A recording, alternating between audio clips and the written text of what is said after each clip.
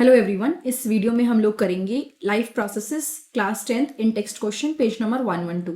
तो जो 112 पे पेज नंबर पे जो क्वेश्चन आंसर्स हैं वो कवर करेंगे।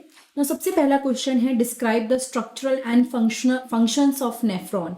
मतलब नेफ्रॉन का स्ट्रक्चर बताना है, उसको एक्सप्लेन करना है एंड फंक्शंस बतानी है।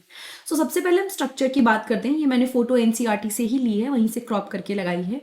सो अगर हम बात करें, यहाँ पे लिखा है each nephron is composed of 2 part, यानी हर नेफ्रॉन में आपको 2 पार्ट देखने को मिलेंगे। पहला एक कप शेप्ड बैग है जिसका at its upper and which is called bowmen capsule, इसे बोमेन कैप्सूल्स भी बोलते हैं। कौन सा पार्ट? ये वाला पार्ट आप देख सकते हो, this is the Bowman's capsule. ये पूरा पार्ट, ये एक अलग पार्ट है। उसके अलावा दूसरा जो है उसके बारे में हम थोड़ी देर में डिस्कस करेंगे।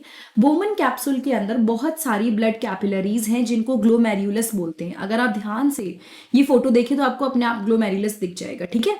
तो बोमेन कैप्सूल के अंदर बहुत सारी कैपिलरीज हैं जिनको हम लोग ग्लोमेरुलस बोलते हैं।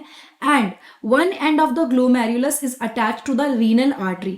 अगर आप ध्यान से देखें, यहाँ पे रीनल आर्टरी की ब्रांच दे रखी है, ठीक है। ये रीनल आर्टरी की ब्रांच है। तो इसने बोला कि एक जो एंड है ग्लोमेरुलस का वो रीनल आर्टरी से अटैच है, जो कि इम्प्योर ब्लड को लेके आता है जिसके अंदर यूरिया होता है, which brings the impure blood containing the urea waste into it, जिसके अंदर यूरिया वेस्ट होता है, ठीक है।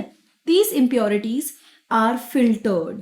ये जो इम्प्योरिटीज हैं ये फिल्टर्ड होती हैं, मतलब इनको साफ किया जाता है। जो बेकार की चीजें होती हैं वो निकाली जाती हैं, जो काम की चीजें होती हैं वो एब्जॉर्ब की जाती हैं। दूसरा पार्ट नेफ्रॉन का आप देख सकते हो पूरी तरह से कॉइल्ड स्ट्रक्चर है, ठीक है। अगर हम एक केवल इसको लेके चले बोमेन्स कैप्सूल, तो बाकी सारा जो भी पार्ट है दैट इज पूरी तरह से coiled structure.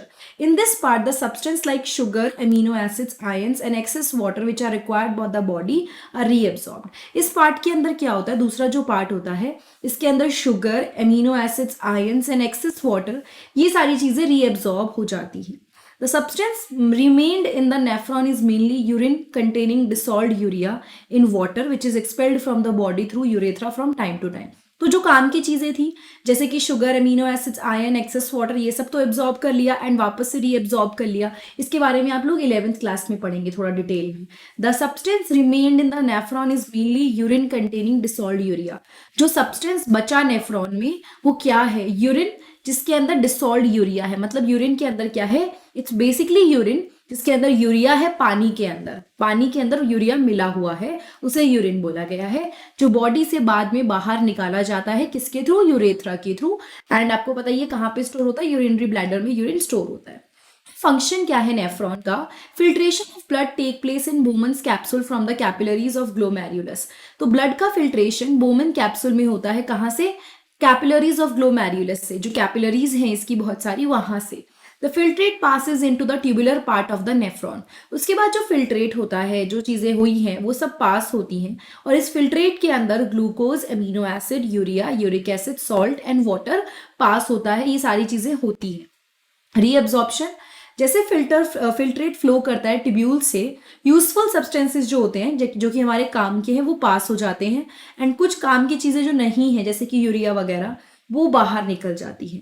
The filtrate which remain after reabsorption is called urine. यानी सब कुछ एब्जॉर्ब होने के बाद जो बचा वो क्या हुआ? यूरिन। यूरिन के अंदर नाइट्रोजनस वेस्टेज जैसे कि urea and uric acid dissolve होते हैं। एक्सेस सॉल्ट जो बॉडी में नहीं चाहिए, पानी जिसकी रिक्वायरमेंट फिलहाल नहीं है, वो सारी चीजें बॉडी से बाहर निकल जाती हैं। यूरिन को हम लोग कलेक्ट करते हैं नेफ्रॉन से to carry it to the ureter and from where it passes to urinary bladder. तो यूरिन नेफ्रॉन से यूरेटर में जाएंगी, यूरेटर से यूरिनरी ब्लैडर में स्टोर होती है, उसके बाद फाइनली यूरेथ्रा के थ्रू बॉडी से बाहर निकल जाती है, ठीक है। So this was all about आपका जो पूरा का पूरा नेफ्रॉन है। नाउ नेक्स्ट पे बढ़ते हैं। नेक्स्ट क्वेश्चन है, what are the methods used by plant to get rid of excretory products. Plants किस किस तरीके से जो भी वेस्ट मटेरियल होता है उसको बॉडी के बाहर निकालते हैं। The plant get rid of gaseous product through stomata in leaves and lenticels in stem. Stem में ना कुछ होल्स होते हैं जिनको लेंटिकल्स बोला गया, तो गैसियस प्रोडक्ट्स को वो स्टोमेटा और लेंटिकल्स के थ्रू बाहर निकाल देते हैं। The plant get rid of stored solid and liquid waste by shedding of leaves, peeling of bark and falling of fruits.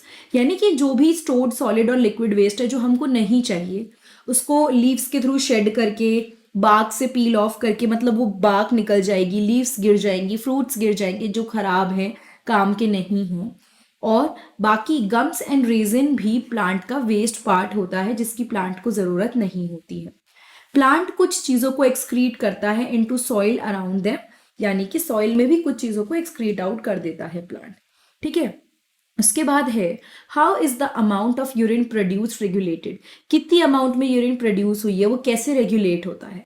सबसे इंपॉर्टेंट चीज़ तो ये जो रेगुलेशन का काम होता है ये किडनी का होता है।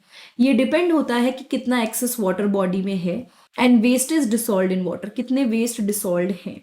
Quantity of water, when water is abundant in the body tissues large quantity of dilute urine is excreted out। जब पानी बहुत ज़्यादा होता है बॉडी के अंदर तो बहुत ज़्यादा डाइल्यूटेड यूरिन जो होती है जो बॉडी में नहीं चाहिए वो एक्सक्रीट आउट हो जाती है।